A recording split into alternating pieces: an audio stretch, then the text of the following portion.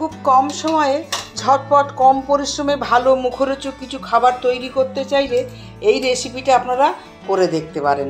নমস্কার, আমার বৈষ্ণব রসনামৃততে সকলকে স্বাগত। একটা বেশ বড় আলু এরকম খোসা ছাড়িয়ে নিয়েছি, আর একটা গাজর, এটাকেও আমি শুধু মুখ দুটো কেটে নিয়েছি, এটা গ্রেট করে নেব। এবং গ্রেট করে আমি একটা বাটি নিয়েছি, বাটির মধ্যে জল নিয়েছি, জলের মধ্যে এটা গ্রেট করে নেব। গাজরটা গ্রেট করে নিয়েছি, সেমভাবে আলুটাও গ্রেট করে নেব। আলু আর গাজর দুটোই গ্রেট করে নিয়েছি। এবার এটা বেশ কয়েকবার জল পাল্টে ধুয়ে নেব যতক্ষণ না সাদা জল আসছে।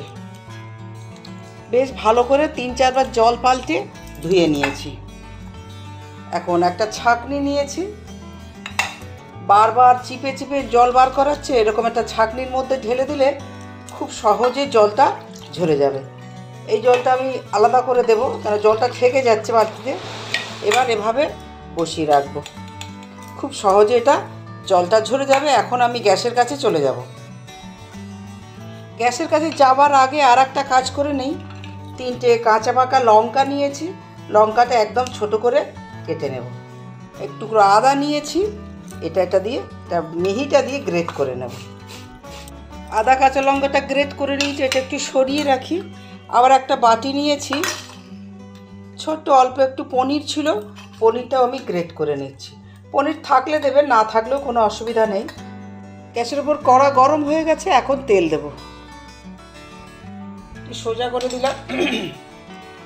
এবার ছোট করে লঙ্কা, শুকনো লঙ্কা এরকম ছোট করে কেটে নিয়েছি, আর সিকি চামচ 5 ফোড়ন। 5 ফোড়নের শুকনো লঙ্কাটা আমি ছোট করে কেটে দিয়েছি। ছোট করে শুকনো লঙ্কাটা কেটে দেওয়ার কারণ হচ্ছে আমি আর আলাদা করে শুকনো লঙ্কা ফোড়নের লঙ্কাটা ফেলে দেবো না, এটা সবটাই কাজে লাগাবো। এবার দেব হিং। হিংটা দিয়ে আবার একটু নেড়ে নেব।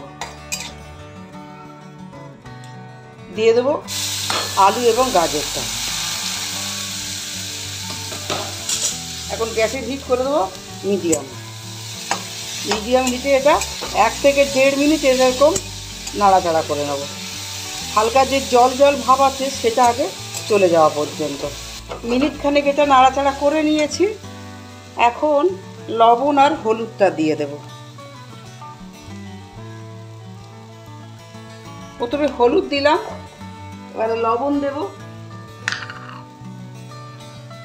লবণ দিয়ে এটা একটু আবার নাড়াচাড়া মিশিয়ে দেবো ভালো করে।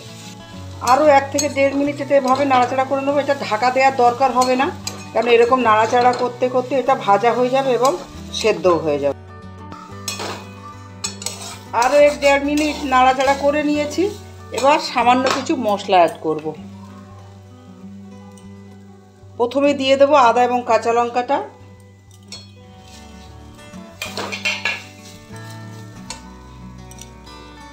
হলুদ তো আগেই দিয়েছি, হলুদ আর দেবো না।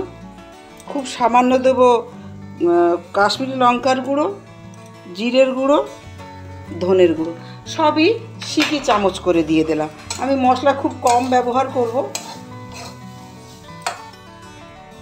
সিকি চামচ চিনি দিয়ে দেব। গ্রেট করা পনিরটা এখনই দিয়ে দেব। পনিরটা দিয়ে দিলাম, দিয়ে এটা পনিরটা খুব ভালো করে মিশিয়ে দেব। সব শেষে সামান্য গরম মশলা দেব।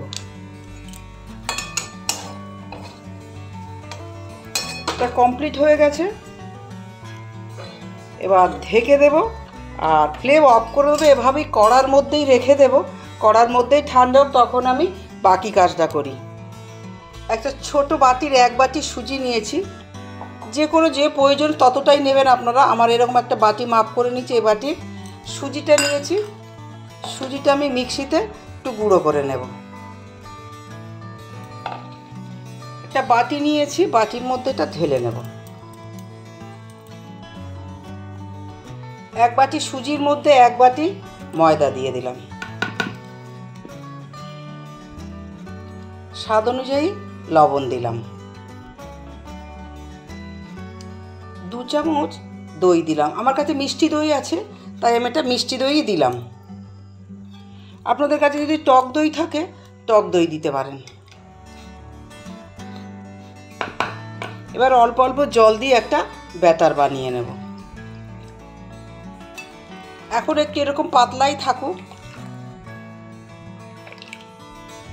এটা এখন 10 মিনিটের জন্য রেস্টে রেখে দিই। 10 মিনিট পরে আমি আবার ফিরে এসে দেখাবো এরপরে আমি কি করছি।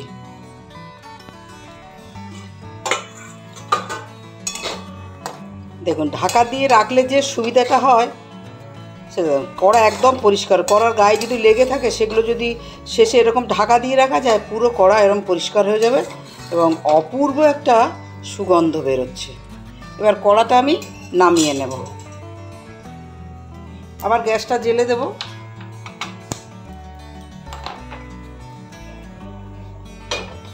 তাওয়া চাপিয়ে দিলাম।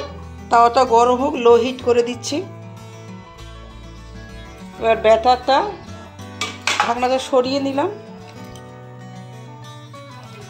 আগের চেয়ে একটু ঘন হয়েছে, এরকম ঘন হলেই হয়ে যাবে।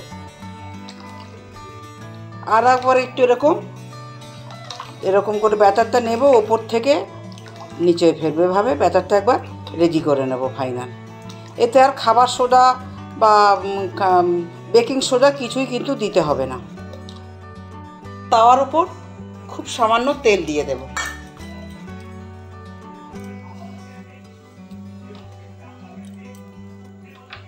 বেশি গরম হয়ে গেছে, এজন্য হিটটা বন্ধ করে দিলাম।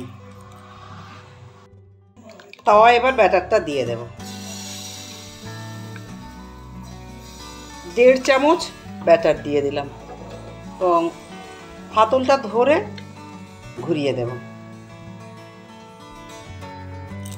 ছড়িয়ে দেওয়ার 1 মিনিট পরে এটা আমি উল্টো দিক করে দেব। মাঝখানে পুরটা।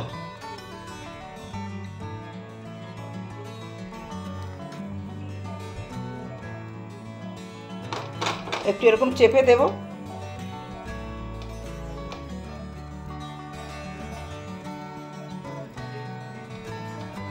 এবার এটা তুলে নেব। আবার সেম ভাবে 1.5 চামচ দিয়ে দেব এবং হাতলটা ধরে ঘুরিয়ে দেব।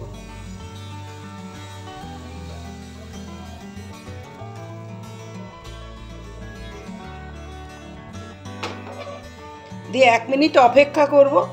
এটা উপরটা যখন পুরোপুরি শুকিয়ে যাবে তখন আমি এটা উল্টো দিক করে দেব। এবার আমি উল্টো দিক করে দেব।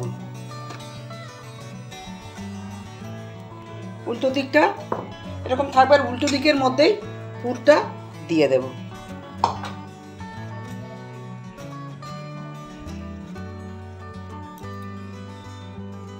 একটু চেপে দেব।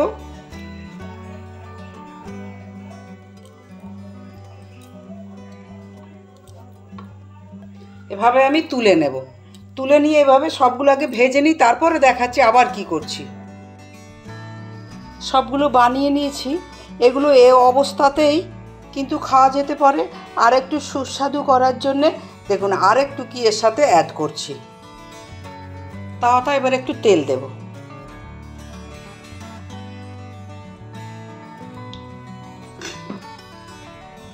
তেলটা একটু গরম করে নিতে হবে, অর্থাৎ 1 মিনিট রেখে দেব তেলটা গরম হতে।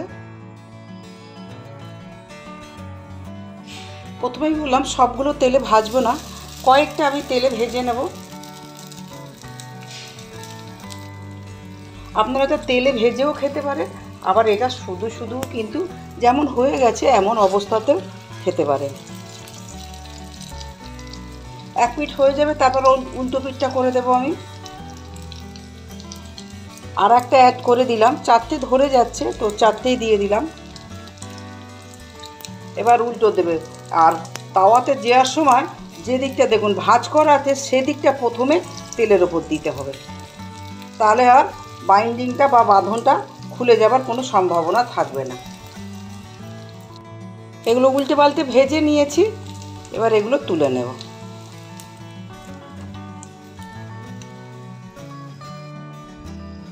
এই যেগুলো ভাজিনি এগুলো তলায় রেখে দিয়েছি, আর ওপরেরগুলো ভেজে নিয়েছি। আজের মতো ভিডিও তৈরি শেষ হলো।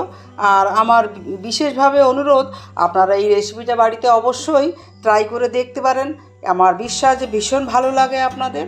ভালো লাগবে আপনাদের।